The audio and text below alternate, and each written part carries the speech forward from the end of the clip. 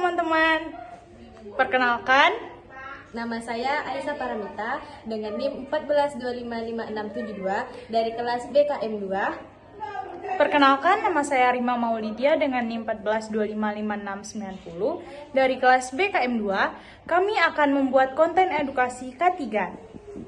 Halo teman-teman, jadi apa sih itu K3? Dalam dunia kesehatan, K3 itu adalah keselamatan, kesehatan, dan kesehatan kerja.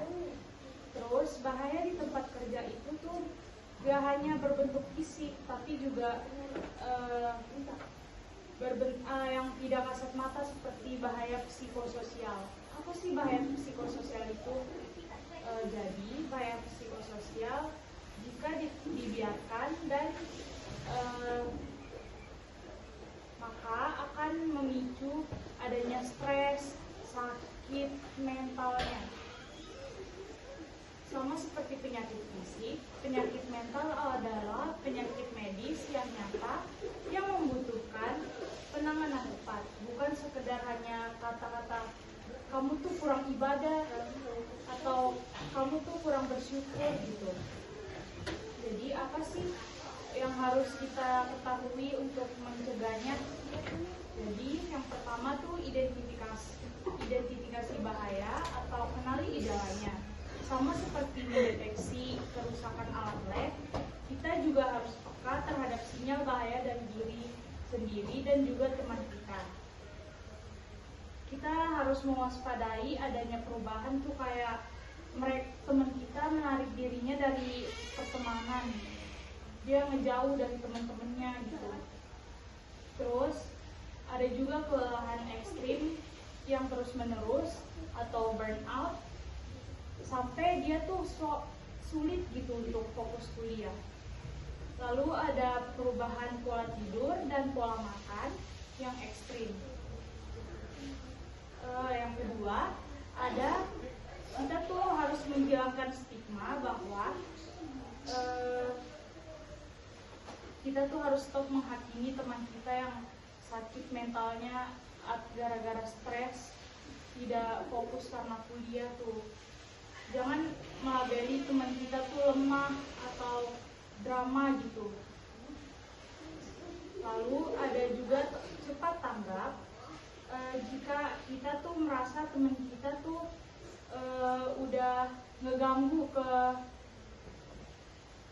fungsi hidup sehari-harinya, kita tuh jangan ragu buat telepon psikolog atau psikiater, atau kita tuh meminta bantuan profesional ke orang lain gitu. Lalu ada hierarki pengendalian resiko K3-nya. Kita tuh harus mengeliminasi atau menghilangkan sumber dari stres kita. Memang kita tidak bisa tuh menghilangkan tugas kuliah, tapi kita bisa mengeliminasinya dengan kebiasaan menunda-nunda. Jadi tiap ada tugas tuh langsung dikerjain gitu biar nggak stres nantinya. Terus kita juga kalau kita susah pakai cara belajar yang sekarang, kita tuh harus ganti kayak buat kerja kelompok gitu biar kita ngerti gimana sih caranya. Terus ada juga rekayasa tuh buat batasan yang tegas untuk diri kita sendiri. Saat kerjain tugas tuh matiin notifikasinya biar kita tuh nggak ke distract. Terus APD diri kita atau dari mentalnya tuh kita harus berbaik hati pada diri kita sendiri. Kasih afirmasi positif gitu buat diri kita. Terus apa sih jenis-jenis bahayanya? Bisa juga beban berlebih, jumlah SKS yang berlebih itu, atau tugas praktikum yang bertubi-tubi tanpa pemulihan. Lalu ada toxic productivity, yaitu perasaan bersalah ketika kita tuh istirahat. Terus kita tuh merasa, wah tugasku belum dikerjain nih, padahal udah harus waktunya kan dia buat istirahat. kecemasan memikirkan masa depan setelah lulus. Kayak aku kalau udah lulus tuh mau jadi apa ya nantinya. Lalu ada social isolation, yaitu kurangnya dukungan sosial.